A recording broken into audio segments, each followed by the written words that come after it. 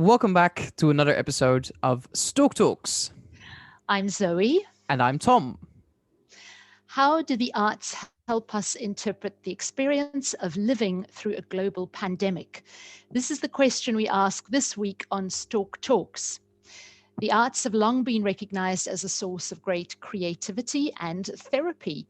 Perhaps it's not so surprising then that publications like the Washington Post and Deutsche Welle have invited their readers recently to share artworks exploring their experiences of Corona with them in order to publish them and share them with others. Indeed, Zoe. Artworks, be they books, paintings, films, comedy, or sculptures, can help us make sense of our world. In a world where everything has been turned upside down, the arts are more important than ever. So this week on our show, we have invited two artists to join us. We asked them how, through their own work, their own works have grappled with the reality of living through Corona and how their audiences have responded. We'd like to welcome comedian, graphic designer, painter, and sculptor Michel. Hi, everybody. And apart of all these things, I can also make a very good omelette. Very important. Fantastic, Michel. And simultaneously, artist and designer Pei-Ying Lin to Stork Talks. Hello everyone.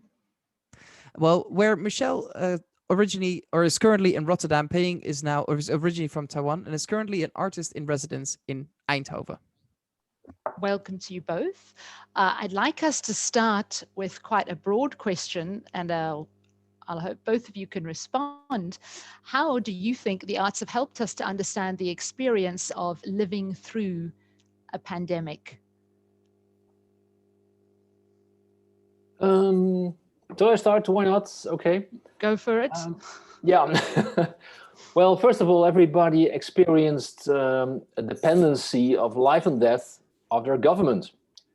And actually, nobody needed art to understand that, to feel that. Now, I don't have any figures, but I believe that the majority of the world's population is sort of disappointed in their leaders. And unfortunately, art can't really help with that. But on the other hand, art has a traditional role. There's a lot of stress, and art helps you to deal with stress. There's nothing new about that. But the bad thing, of course, is not surprising as well, is that most people, they go for entertainment, very easy entertainment, Netflix and social media and so forth. And it's only a small minority that really goes for art forms. So that's a traditional role art is fulfilling in these stressful times. But although I would imagine, Michel, that a lot of people potentially would have gone for comedy because there's nothing like a laugh when you're facing Absolutely. death on a daily basis. Yeah, but first of all, you need a lot of understanding of what's going on. That is first safety and security and a good feel and all the things you have to do.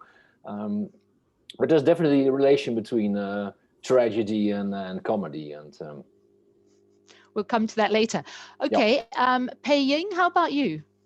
Well, I guess because my practice is already dealing with biological things, and also my community is also highly engaged in viruses and bacteria even before the pandemic. It was interesting when the pandemic happened. We all find art being a very nice, neutral way to explore the essence of these biological beings and their interaction with human. And while it's a very different angle from the government or from the media, and actually quite a lot of people are more calm when they are being confronted with this challenge of pandemic. So I guess in a way, art provides perspective, and art has a huge collection of different methodologies and tools that allows you to explore the world differently in the ways that perhaps others haven't. So I guess that's how it's really beneficial for this time. I mean, did it help you personally?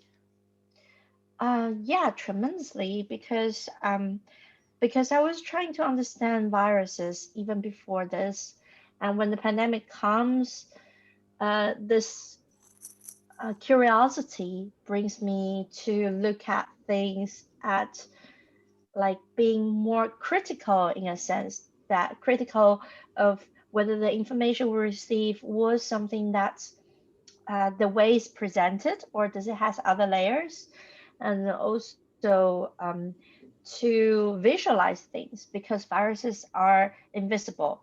So I think a lot of process when it happens is to go through this process of visualizing where are they, where do they exist, how people interact, how they transmit it, but with this element of trying to see them and to observe the change of behavior of people, which actually brings quite a bit of interesting observations. And I think that balance a bit, that makes me less focused on the harmful part of the pandemic, but more on the Okay. essence of it.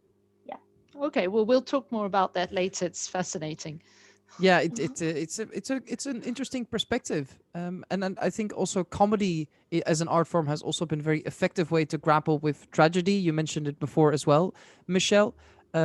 Maybe a different question to that topic is, but how long do you think that people will use this global phenomenon of Corona or of this pandemic as a source of inspiration for artistic expression? As long as it lasts. Um, I think it's brought so much tragedy and so much death and insecurity and economic problems, mostly for people, and social problems, that as soon as we can get rid of it, the better. And I recently made a count. I wrote some 1,500 jokes about Corona, but when it's over, I can ditch him. Nobody wants to hear him anymore, which is a good thing. And you can have all sorts of nostalgia aspects. And when I was small, and you make a joke about your Children's Day, but in 2 years' time, you say, "Hey guys, want to hear a good Corona joke?" No, we don't want to hear that. So I think it will go away very quickly. On the other hand, if you look at the pandemic aspect, that is something that will stay. And now, actually, for the first time, people are realizing, well, this may come back in another year, another 2 years. We just don't know. The global impact was simply because people were traveling. That when it was already going on in Italy, in the first month, there was about 1.5 million people who traveled from Italy and that part of also Austria, so to just New York. So that it started there and spread just to one other metropolis in the world in that speed, that's going to be the same. So if there's another problem like that, it's going to happen again, and that is something people keep in mind. But what is past Corona, let's forget about it. I find it interesting. Then will you be able to dust? Okay, No, go ahead, don't worry. sorry. Go ahead, Tom. Oh. No, I was just thinking, are you going to be able to dust off some of your Corona jokes then and rehash them, some of those 1,500? Just fill in a Corona 21 joke. Yeah, but most things have to do with not meeting people and not being able to work on stage as a comedian and that sort of thing. But we'll see how that works. Yeah, I think for me, like a quick final question is, it sort of seems like you see arts in two opposite ways. On one hand, we want to forget it. We want to sort of push it to the side, everything that has happened, and don't remember or think about it. And simultaneously, you recognize that art can also help us remember and be aware for the future. So how, like, where does arts play in that balance, and comedy, for example, because that's more in your field of expertise. Yeah, well, if you have to talk about the performing art and then the art where you really listen to newly made material and understandable material. I mean, dance is very abstract. Dance can be totally influenced with what's happening at the moment. And many dancers, I know a lot of them, they are busy with trying to visualize what's going on in their minds and their hearts, and which is totally appropriate. That's always been done by choreographers. But that's very difficult to read for an audience. Well, if you're in an audience and somebody's standing on stage and he tells things which he wrote that day or the week before, or which come up in his mind as he's standing there, because particularly comedy is an extreme in the moment art form.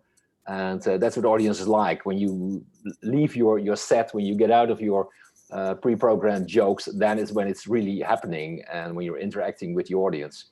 And then it's when the fun starts, and that has to be what's happening that week or that period in your life. And if periods are difficult and tragic, then you rather make comedy about what's happening on that moment and not so much on reflecting back on what happened. And people like to look forward. The past is the past, and so you make comedy about what's happening in the moment and about the future. And Yeah, so it's quite ephemeral. And I think that that leads us nicely on to our next question, which is for you, Pei-Ying. We came across what seems to me quite an ephemeral project, your Virophilia cookbook, which is in fact, if we've understood correctly, it is a cookbook, which is in fact an installation with video and dinner performances. And you've said that it isn't so much about informing people about viruses, but rather about providing them with an opportunity to start a conversation around corona and perhaps the pandemic more generally.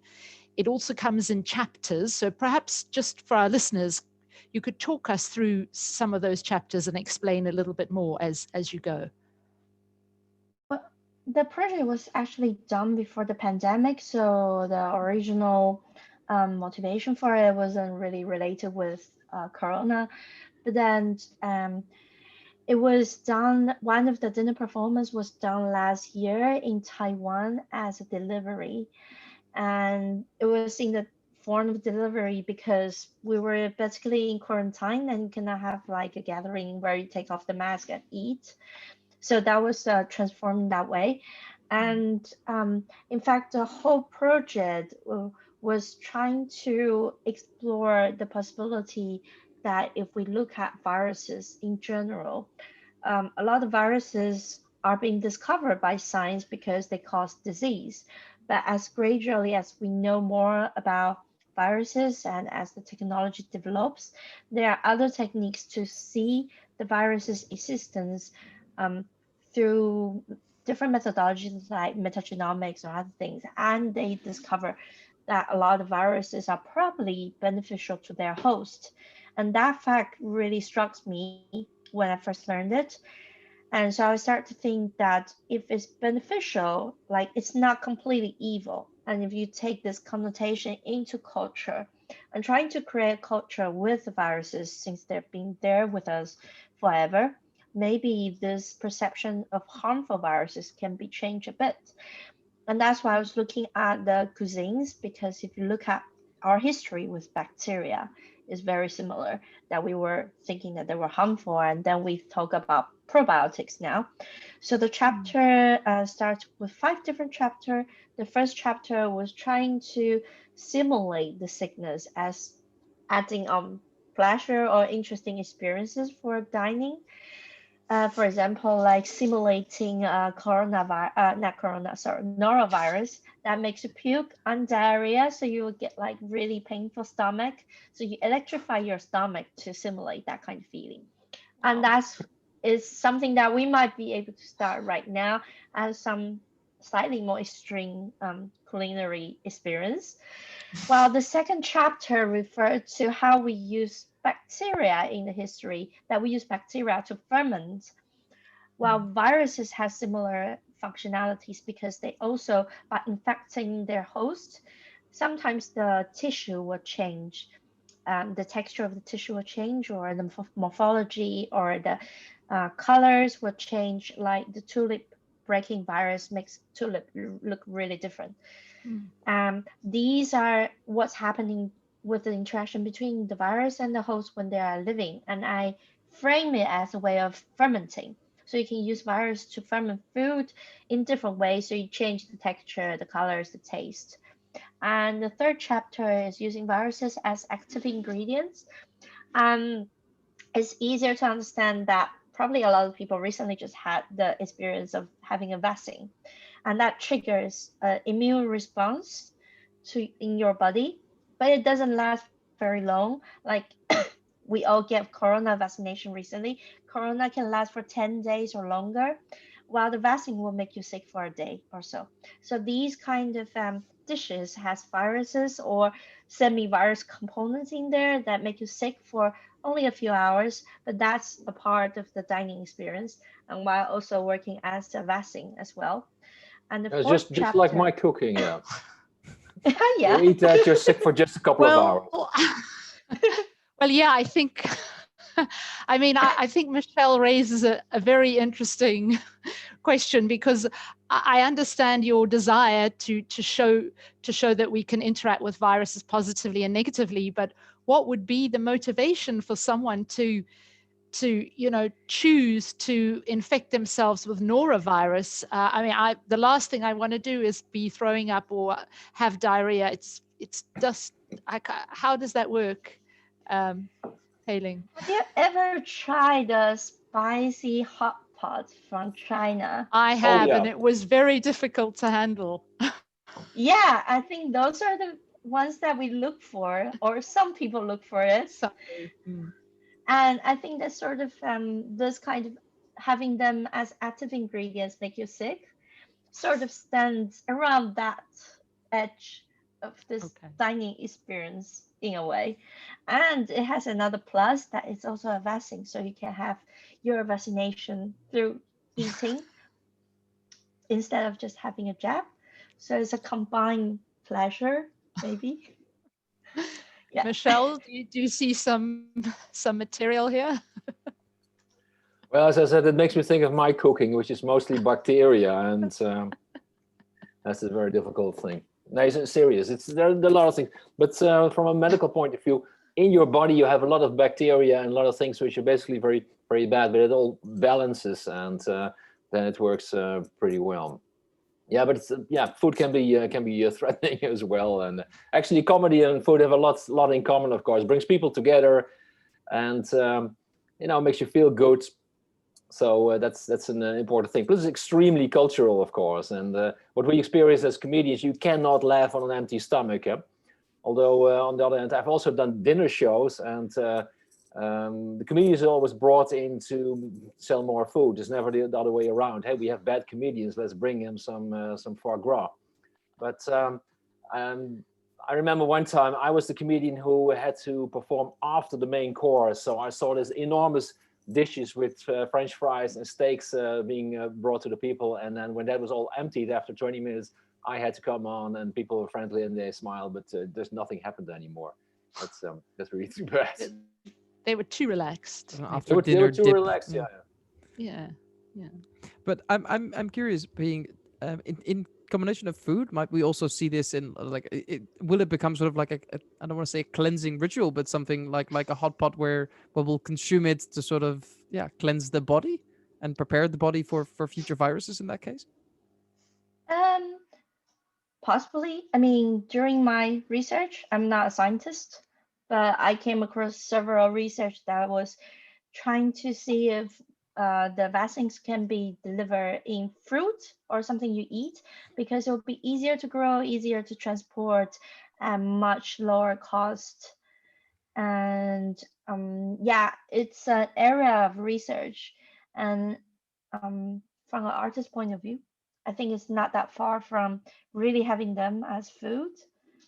It's just how you frame it and how you see, for example, those side effects that's being always listed as something that's not so good or not so anticipated, and something anticipated in the framework of dinner or, like different things. Yeah. Well, actually, it's interesting. Why do we still need jabs? We have pills for everything. Why did this world important thing had to come via an injection? So. Yeah, well, I think a piece of fruit is far more attractive way of getting a vaccine than a sharp needle. I know which one I would choose if given the choice. For me, it just keeps bringing me back to like an apple a day, that quote, it gets a whole new meaning. Apple a day keeps the Chinese bat away. But I think this sort of like what we're already hypothesizing, it speaks to one of the questions that we had as well, is to sort of envision which role viruses could play in the future and what role it could play in our lives. And naturally, Pei-Ying, you've done as an artist, not as a researcher, but as an artist, you've have your own perspective on this. But I'm curious, Michelle, how do you see this the future and the interrelationship between viruses and humans? How will the world, what might the world look like? Well, there's an interesting thing. First of all, COVID was, of course, an economical and a social problem for people. And then for the whole world came that face mask. Now, you regard your face as a part of your personality. And apart from cultures and climates where you have to cover that, the rest of the world, everybody, when you go out, you're just forced to express that and to show that part of your personality. Well, you may not want that. You know, if you're feeling bad or you're distracted or you're ill, everybody sees that immediately. Everybody reads your face. And there was a sort of convenience, which you may have noticed personally as well. When you go out and you go into stores, etc., you're just not showing everything. If you think it's photography on the end of the 19th century, men, they all wear hats and they had big mustaches. And that is a lot of covering. And everybody was happy with that. And mustaches disappeared. And in the 1960s, hats disappeared. And suddenly you had to show everything, including, well, if you lose your hair, that's a very uncomfortable thing. But it showed immediately. And as long as there were hats, which is the most part of history, at least in the West, people felt quite comfortable with that. Well, that's all gone. All of the year, we go out without hats, etc. So that discrete effect of a face mask, that will be lost, because people will love to throw away the face mask as soon as COVID is over. But then you lose that aspect of this discretion, which is quite nice. And so that's something that will change, I think. But it changed, and now it's changing back. So technically it hasn't really changed in that case then. No, people, the new normal everybody is speaking about, it is basically people want back to normal, but back to always sounds bad. So they want to give something fashionable or hip to the normal way going back to. So let's call it new normal. And people are inventing ways in which the new society will be better, and that's what we call new normal. But basically everybody wants to go back as quickly as possible, with the exception of that home working. That's a great thing. A lot of people say, yes, what indeed was I doing there 40 hours a week at an office? You know, you just walk around, you look at the clock until it's 5, and then you can go home. And it's much better to work a substantial part from home, which is also good for traffic and environment and what have you, and children. Absolutely. So, I'm actually not very sure the mask will be completely gone when we get the chance, because if you look at SARS, that was 17, 18 years ago in Asia, and they somehow introduced this habit of wearing masks whenever. Japan, so, Japan, Taiwan as well. Just like whenever you are sick or you just don't want others to see, or just you don't want to put on makeup, they just put the mask on, and people feel that it's completely normal. So maybe there will be a balance. Yeah. I mean, maybe we'll see this more across the Western world as well, because I know when I lived in Hong Kong, yes, it was very common to see people wear masks when they had flu, but you would never see it here. But maybe this trend will catch on in places like the Netherlands. Yeah, no, good idea. Just briefly, we might come back to that question of the future, but just briefly, also thinking both of you, as we know, talking about the arts, there's your production of the arts, but there's also the reception of arts by audiences. And that brings us to the question of delivery. So how did the pandemic change the manner in which art is shared and consumed? Because we know that along with hospitality, I think the arts world took a massive hit as a result of Corona. We saw art galleries closing down, theaters, any kinds of social venues. So how has that impacted you as artists? And do you think there'll be some things that won't go back to how they were? Maybe Pei-Ying, would you like to start?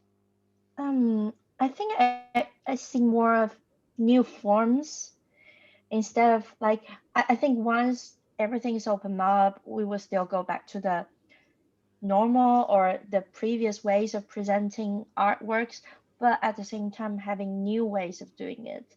So like there were a lot of this performance delivery online at home, and that's really nice in the sense that it crossed the geographical limit, and then you can participate in a show across the continents, like in the States or in Asia. And that also allows, like, for example, workshops to happen online because people's habit changed. So these are some of things that seems to be like the really physical experience seems to be missing at the moment, but it brings this new kind of virtual experience and techniques of doing it. While when we switch back, I think a lot of places, institutions will actually prefer a hybrid form of having virtual and physical at the same time. Mhm. I think Michelle, indeed what a lot about of, comedy? yeah, there are a lot of live performances which from the artists or the performers out. I even think of masses and church services. People said, well, we're the persons who do it and the other ones who are sitting in the audience, and that's it. And who can't come, tough luck. But all these performances, many of them have gone online, such as, for instance, the church of my wife. And suddenly they noticed that a lot of people like that. Elderly people couldn't come because they're over 80, they're over 90. And now suddenly, hey, the church they like, it's online. And a lot of people say, well, I'm not feeling really well, I can't come. I look it on, I see it online. Or it's not convenient, later in the afternoon, I'll look at the recording. So a lot of those performances, they got way a bit from the old style, or call it even arrogance, that you come, you pay, and you see it, and that's it. It's totally unique. It's an in-the-moment thing. Let's still have a dance performance with 40 people and also put it on YouTube or in our own channel, and maybe people around the world will see it. That's a great thing. Meanwhile, the visual arts, it was already an ongoing movement that galleries were closing and people were choosing and buying art online. I know a lot of painters and photographers, and they say, it's amazing, you make a painting and you sell it, people see it on their mobile and they order it. You want to, every artist says you have to see the painting, you have to feel the thing and look at it from a distance and how it's on your wall. No, they don't go to galleries anymore, they order it online. It's quite amazing.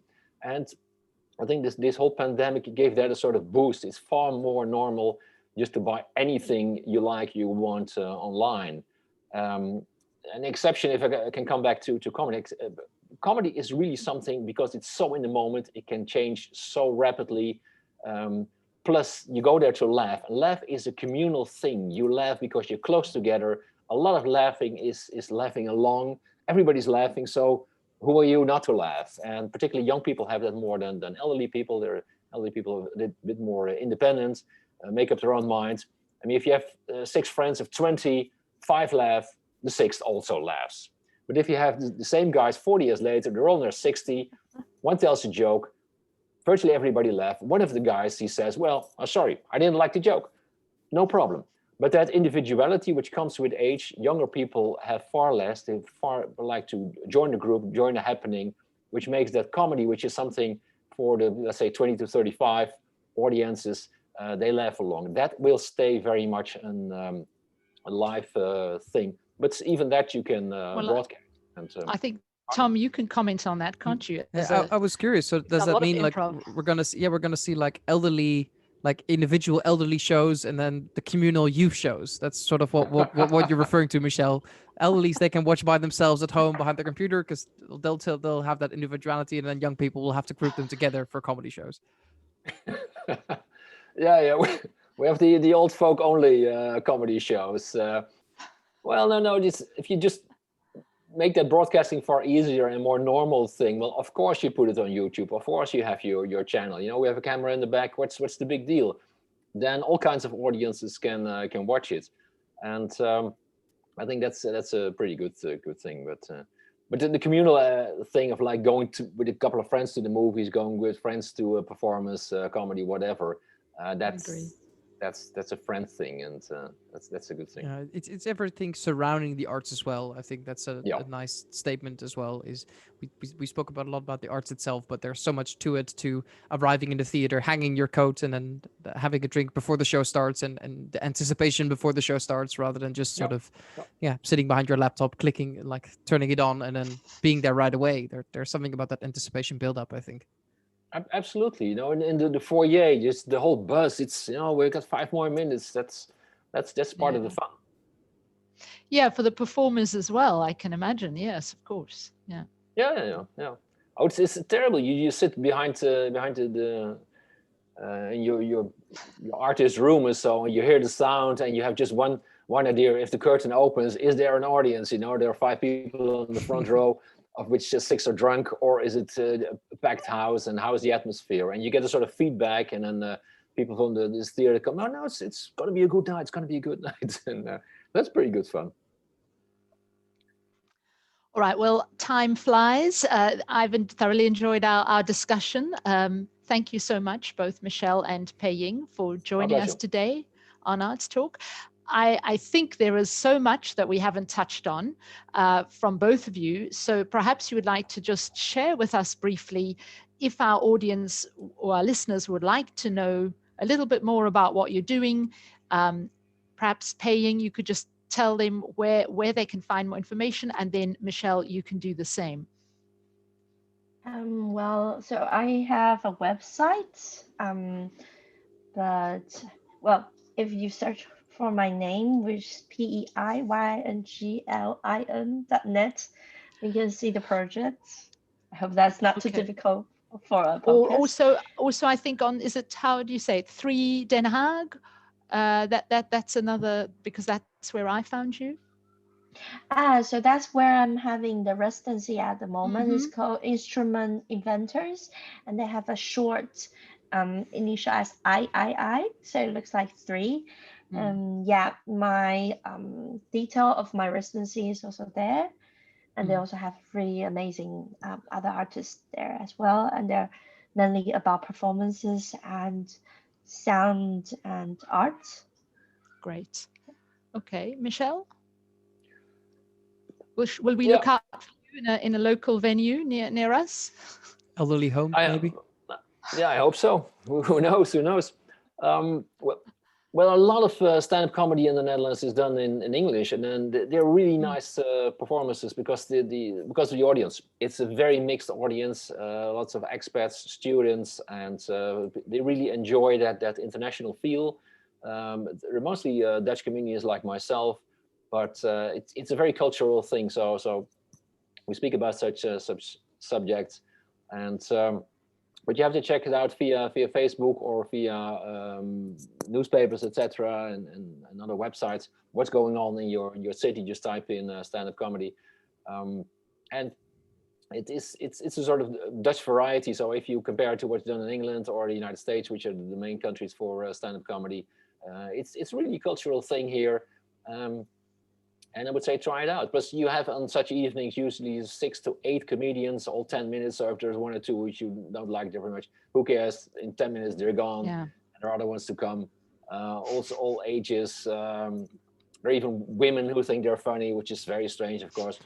But sorry, female comedians. There are some good, but it's a very male dominated profession, and we can talk about it for hours. But I'm not going to do that. But just check it out. Comedy is pretty good fun. Yeah, we'll put some links in the show notes as well, where people can find the links to both of the website and to your comedy blog as well, Michel. Okay, great. I want to say again to close off, thank you both of us for joining us, and well, my pleasure. Yeah, Thank you so much. Okay, great. Bye. Bye, Thank you very much. Bye. Bye. And to all of the listeners, we would just like to say, stay tuned. Thank you for joining us for this episode. In the meantime, you can follow us on Facebook and Anchor, and there you'll also find previous episodes in which we discuss the Iranian elections, which will be held this week. Lastly, you can find the full interview of this episode on our YouTube channel called Stork Talks. And that is all for this week. Thank you for stalking with us this week, and we look forward to welcoming you back in the next.